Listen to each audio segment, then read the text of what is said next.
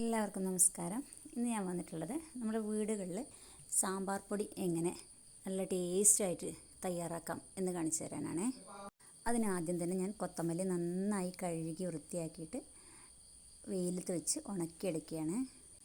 അതുപോലെ ചുവന്നമുളകും കഴുകി വൃത്തിയാക്കി ഉണക്കിയെടുക്കുകയാണ്. പണ്ടുകാലത്ത് നമ്മുടെ മുത്തശ്ശിമാരും അമ്മമാരൊന്നും സാമ്പാർ പൊടി, ഇൻസ്റ്റൻറ്റ് സാമ്പാർ പൊടി വാങ്ങിയിട്ടൊന്നല്ല സാമ്പാർ ഉണ്ടാക്കിയിരുന്നത്. അവരിതുപോലെയൊക്കെയാണ് ഉണ്ടാക്കിയിട്ടുള്ളത്. ഇനി നമുക്ക് ഉണ്ടാക്കി തുടങ്ങാം. ആദ്യം തന്നെ ചീനിച്ചട്ടിയിൽ വെളിച്ചെണ്ണ ഒഴിച്ചിട്ട് അതിൽ കായം ഒന്ന് ഫ്രൈ ചെയ്തെടുക്കാം. കായം ഇങ്ങനെ എണ്ണയിൽ മൂപ്പിച്ചെടുക്കുമ്പോൾ തന്നെ നല്ല മണമാണ്. ഇനി നമുക്ക് വെളിച്ചെണ്ണയിൽ 1 ടീസ്പൂൺ ഉലുവ വറുത്തെടുക്കാം. ഉലുവയുടെ നല്ല മണം വന്നിട്ടുണ്ട്. ഇനി നമുക്ക് പൊടിച്ചെടുക്കും വേണം.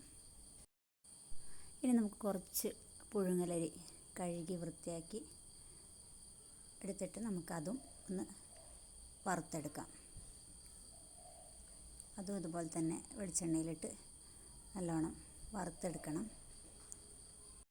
ഇതുപോലെ സാമ്പാർ ഉണ്ടാക്കാൻ തുടങ്ങുമ്പോൾ വറുത്തെടുക്കുന്ന ആൾക്കാരുണ്ട്, അല്ലാതെ നേരത്തെ തന്നെ തയ്യാറാക്കി വെച്ച് എടുക്കുന്ന ആൾക്കാരും ഉണ്ട്. നമുക്കിനി മല്ലി നന്നായിട്ട് ഇതുപോലെ ചൂടാക്കി എടുക്കാം. അതിലോട്ട് തന്നെ നമ്മൾ നേരത്തെ ഉണക്കി വെച്ച മുളകും ചേർത്തിട്ട് നന്നായിട്ട് നമുക്കിത് വറുത്തെടുക്കാം. ലോ ഫ്ലെയിമിൽ വെച്ചിട്ട് കുറച്ച് സമയമെടുത്തിട്ട് വേണം നമുക്കിത് തയ്യാറാക്കാൻ. നന്നായിട്ട് മണം വരും. ഇത് നല്ല വറവായി കഴിയുമ്പോൾ നല്ല മണം വരും. നല്ല ക്രിസ്പി സൗണ്ടും കേൾക്കാം. അപ്പോഴാണ് അതിൻ്റെ പാകം മനസ്സിലാവുക. കൊത്തമല്ലിയും മുളകും കൂടി നല്ല വറവാവുന്നവരെ ഇങ്ങനെ ഇളക്കി കൊടുക്കുക. ഇങ്ങനെ നമ്മൾ പൊടി ഉണ്ടാക്കി വെച്ച് കഴിഞ്ഞാൽ കുറേ നാൾ നമുക്ക് സൂക്ഷിച്ച് വയ്ക്കാൻ പറ്റും. ഇപ്പോൾ വറവായിട്ടുണ്ട്. ഇനി നമുക്കത് തണിയാൻ വയ്ക്കാം. അതിനുശേഷം നമുക്കിതുപോലെ കറിവേപ്പില ഒന്ന് വറുത്തെടുക്കാം. അതും അതിൻ്റെ കൂടെ ഇട്ടിട്ട് തണിയാൻ വെച്ചിട്ടുണ്ട്. ഇത് നല്ലവണ്ണം ചൂടാറിയതിന് ശേഷം മാത്രം നമുക്കിത് മിക്സിയിലോട്ടിട്ട് പൊടിച്ചെടുക്കാം. കുറച്ചായിട്ടാണ് ഞാനിത് പൊടിച്ചെടുക്കുന്നത്.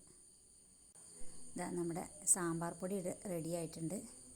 നല്ല മണം വരുന്നുണ്ട് ഇപ്പോൾ.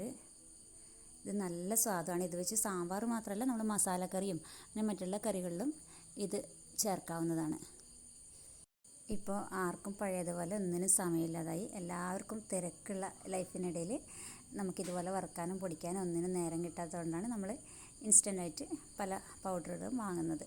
പക്ഷേ ഇതുപോലെ ഉണ്ടാക്കി നോക്കിയാൽ നല്ല സ്വാദുമാണ്. ഇത് കുറേ നാൾ നമുക്കിത് പൊടി കേടാവാതെ നിൽക്കുകയും ചെയ്യും. കുറച്ച് നേരം ഈ പൊടിക്ക് വേണ്ടി മെനക്കെട്ട് കഴിഞ്ഞാൽ കുറേ ദിവസത്തേക്ക് വേണ്ട പൊടി തയ്യാറാക്കാം. എല്ലാവരും ഉണ്ടാക്കി നോക്കണേ. താങ്ക്